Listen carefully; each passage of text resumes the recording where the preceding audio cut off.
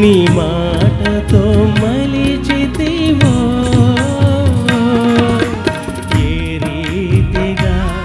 నా గమ్యమును నీ సిలువతో మార్చితివో యేసయ్యా